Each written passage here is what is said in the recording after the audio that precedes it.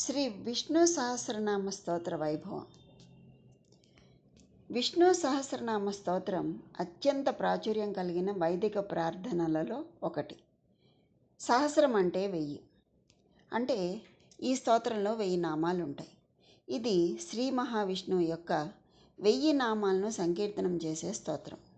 ఈ స్తోత్రాన్ని చాలామంది హిందువులు భగవంతుణ్ణి పూజించే కార్యంగా పారాయణం చేస్తూ ఉంటారు. ఇక్కడ సహస్రనామం అంటే 1000 పేర్లు అని కాదు, అనంతం అని చెప్పుకోవాలి. మొదటిగా విష్ణు సహస్రనామ స్తోత్రం మహాభారతంలోని అనుశాసనిక పర్వంలో 149వ అధ్యాయంలో ఉంది. కురుక్షేత్ర యుద్ధానంతరం అంపశయ్య మీద ఉన్న భీష్ముడు ఈ స్తోత్రాన్ని ధర్మరాజుకు ఉపదేశిస్తాడు. ఈ స్తోత్ర పారాయణం సకల వాంఛితార్థ ఫలదాయకమని ప్రతీతి. స్తోత్రం ఉత్తరపీఠిక అంటే ఫలశ్రుతిలో ఈ శ్లోకం ధర్మార్థులకు ధర్మం, అర్థార్థులకు అర్థం, కామార్థులకు కామం, ప్రజార్థులకు ప్రజను ప్రసాదిస్తుంది అని చెప్పబడింది. మొదటిది భారతంలోను, రెండవది గరుడ పురాణంలోను, మూడవది పద్మపురాణంలో కూడా ఈ విష్ణు సహస్రనామ ప్రస్తావన ఉంది. ఈ మూడింటిని వ్యాసుడే రచించాడు అని కొందరి అభిమతం. గరుడ పురాణంలోని సహస్రనామ స్తోత్రాన్ని శ్రీహరి రుద్రుడికి, పద్మపురాణంలోని స్తోత్రాన్ని మహాదేవుడు తన సతి పార్వతికి ఉపదేశించాడు. కానీ ఈ మూడింటిలో అతి ప్రాచీనమై ప్రసిద్ధమై శ్రీ శంకర భగవత్పాదుల, పరాశర భట్టాదుల చేత వ్యాఖ్యానింపబడి బాలురు, వృద్ధులు, స్త్రీలు మిగతా వారిచే పారాయణ గావించబడుతూ ఉన్నది భారతాంతర్గతమైన స్తోత్రం. విష్ణు సహస్రనామ స్తోత్ర పఠనానికి ముందుగా లక్ష్మీ అష్టోత్తర స్తోత్రాన్ని పఠించడం చాలామంది పాటించే ఆనవాయితీ.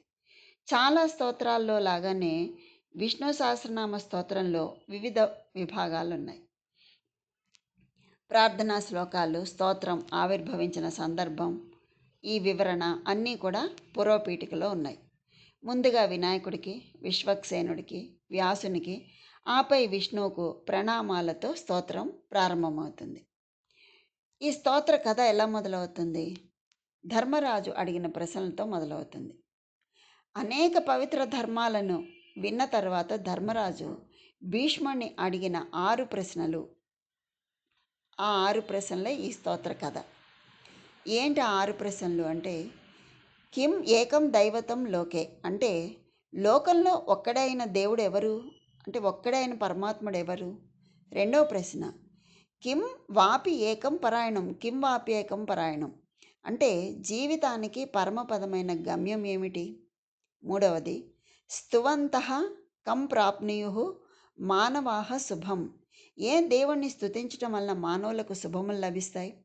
నాలుగవది, కం అర్చంతః ప్రాప్నుయు మానవాహ శుభం, ఏ దేవుణ్ణి అర్చించటం వలన మానవునికి శుభములు లభిస్తాయి? ఐదవ ప్రశ్న, కో ధర్మ సర్వధర్మాణం భవతః పరమోమతః, మీ అభిప్రాయం ప్రకారం సర్వధర్మాలకు ఉత్కృష్టమైన ధర్మం ఏది? ఆఖరి ప్రశ్న, ఆరవ ప్రశ్న, కిం జపన్ ముచ్యతే జంతు జన్మ సంసార బంధనాత్, ఏ దేవుణ్ణి జపించటం వలన జన్మ సంసార బంధనముల నుండి ముక్తి లభిస్తుంది అని. అందుకు భీష్ముడు చెప్పిన సమాధానం, జగత్ప్రభువును, దేవదేవుని, అనంతుని, పురుషోత్తముని 1000 నామాలను నిశ్చలమైన భక్తితో స్తుతి చేయటం వలన, ఆరాధించటం వలన, ధ్యానించటం వలన, ప్రణామం చేయటం వలన సర్వ దుఃఖాల నుండి విముక్తి పొందవచ్చు. ఆ బ్రాహ్మణ్యుని, పుండరీకాక్షుని ఆరాధించుట ఉత్తమ ధర్మం. ఆ దేవదేవుడు పరమ మంగళప్రదుడు, సకల సృష్టి స్థితి లయకారకుడు. ఈ 1000 గుణకీర్తన కర్మలైన నామాలను ఋషులు గానం చేశారు. ఆ తర్వాత సంకల్పం. ఆ సంకల్పంలో ఏం చెప్పబడుతోంది? ఎవరిని ఎందుకు స్తుతిస్తున్నాము అనేది చెప్పబడుతుంది. ఈ స్తోత్రానికి ఋషి వ్యాసుడు. ఈ స్తోత్రానికి ఛందస్సు ఇదే ఛందస్సులో వ్రాయబడింది, అనుష్టుప్ ఛందస్సు. ఈ స్తోత్రానికి మంత్రాధిష్టాన దైవం శ్రీమన్నారాయణుడు.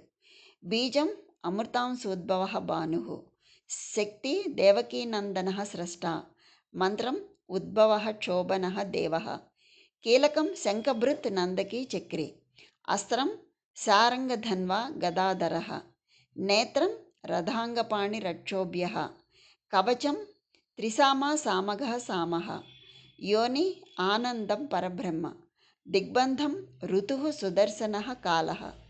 ధ్యానం చేయి దేవుడు విశ్వరూపమని భావించే విష్ణువు.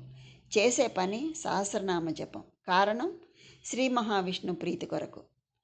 తరువాత పాలకడలిలో శంఖ చక్ర గదా పద్మాలు ధరించినవాడు, భూమియే పాదాలుగా కలిగినవాడు, సూర్యచంద్రములు నేత్రములైనవాడు, దిక్కులే చెవులైనవాడు, త్రిభువనములు శరీరంగా కలవాడు, శేషసాయి విశ్వరూపుడు, శ్రీవత్సాంక కౌస్తుభ పీతాంబరధారి, నీలమేఘవర్ణుడు అయిన రుక్మిణి సత్యభామ సమేతుడు, ముకుందుడు పరమాత్ముడు అయిన దేవునకు ధ్యానం చెప్పబడుతుంది. హరి ఓం అంటూ 1000 నామాల జపం మొదలవుతుంది. విశ్వం అనే నామంతో మొదలైన సహస్రనామ జపం సర్వప్రహరణాయుధ అనే 1000వ నామంతో ముగుస్తుంది. ఈ స్తోత్ర భాగంలో 108 శ్లోకాలలో 1000 నామాలు పొందుపరచబడి ఉన్నాయి. పరమాత్మని వివిధ లక్షణ గుణ స్వభావ రూపాలు వివిధ నామాలలో కీర్తించబడ్డాయి. అనంత గుణ సంపన్నుడైన భగవానుని 1000 ముఖ్య గుణములను కీర్తించే పుణ్యశబ్దాలుగా ఈ 1000 నామాలను సాంప్రదాయకులు విశ్వసిస్తారు. ఇంకా భగవద్గీతకు విష్ణు సహస్రనామ స్తోత్రానికి అవినాభావ సంబంధం ఉంది. ఈ రెండు కూడా మహాభారతంలోనివే. ప్రత్యేకించి గీతలోని 10వ అధ్యాయంలో అంటే విభూతి యోగంలో భగవంతుని వర్ణించే విభూతులు అన్నీ విష్ణు సహస్రనామంలో వస్తాయి. ఉదాహరణకు ఆదిత్య విష్ణు రవి మరీచి వేద సిద్ధ కపిల యమ కాల అనంత రామ ఋతు స్మృతి మేధ క్షమ వ్యవసాయ వాసుదేవ వ్యాస. ఇవన్నీ కూడా మనకి విష్ణు సహస్రనామంలో వస్తాయి. 11వ అధ్యాయంలో భగవంతుని వర్ణించే పదాలు అన్నీ విష్ణు సహస్రనామంలో దాదాపుగా వస్తాయి. ఇంకా 2వ అధ్యాయంలోని స్థితప్రజ్ఞ లక్షణాలు, 12వ అధ్యాయంలోని భక్త లక్షణాలు, 13వ అధ్యాయంలోని భగవద్గుణములు, 14వ అధ్యాయంలోని త్రిగుణాతీతుని లక్షణాలు, 16వ అధ్యాయంలోని దేవతా గణ గుణాలు అన్నీ వేర్వేరు నామాలుగా సహస్రనామ స్తోత్రంలో చెప్పబడ్డాయి. ఇంకా ఫలస్థుతికి వస్తే ఈ స్తోత్రం వలన కలిగే ప్రయోజనాలు చెప్పబడ్డాయి.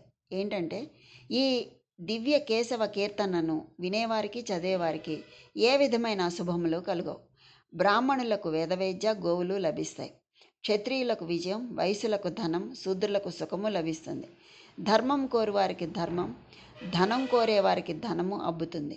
కోరికలు ఈడేరుతాయి, రాజ్యం లభిస్తుంది.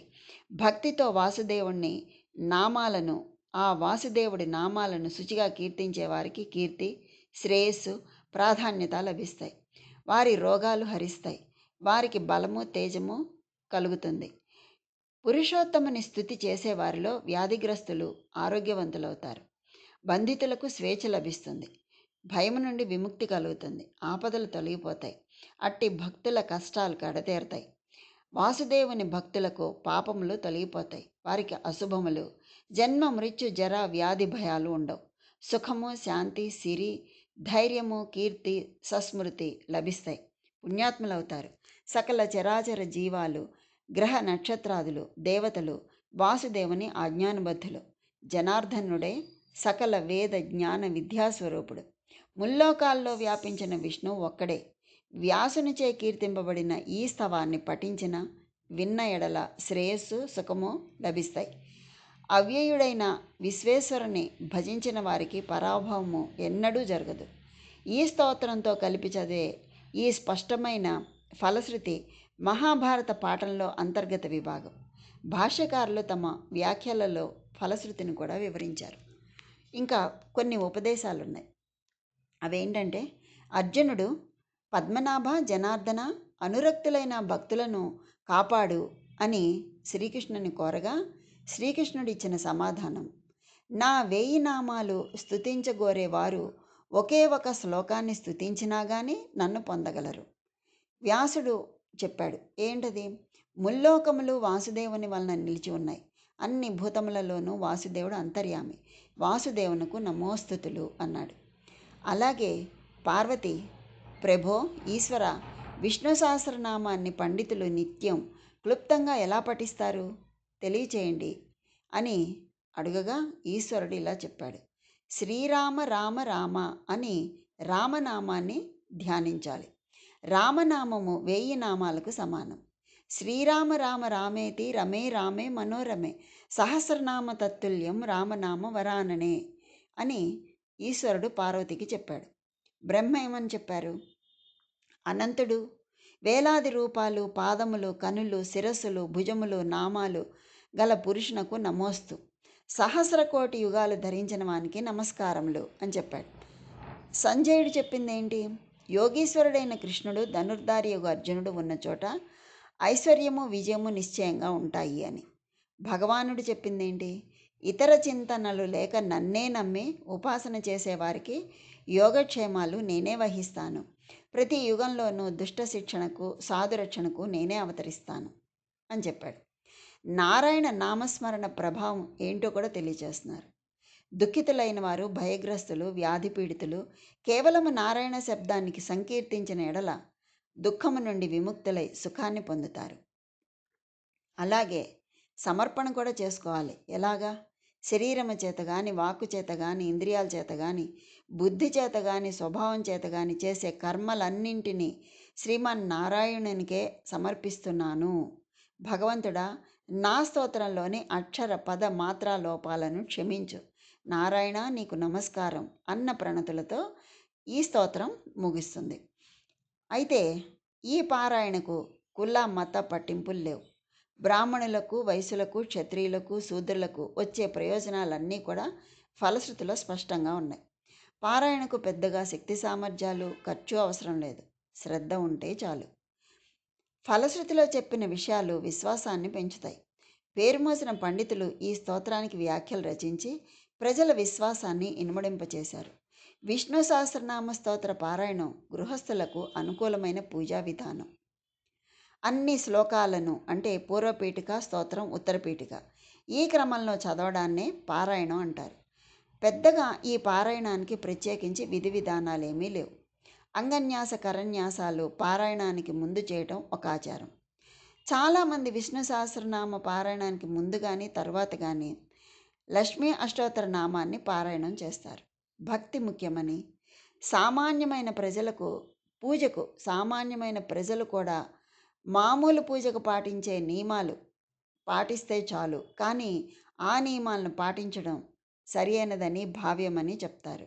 అంటే మనం ప్రతిరోజు చేసుకునే పూజకు పాటించే నియమాలు పాటించి భక్తి శ్రద్ధలతో ఈ స్తోత్ర పారాయణ చేస్తే చాలు, పైన మనం చెప్పుకున్న ప్రయోజనాలన్నీ కలుగుతాయి అని చెప్పి మనకి ఈ స్తోత్ర యొక్క వైభవం మనకి తెలియచేస్తుంది.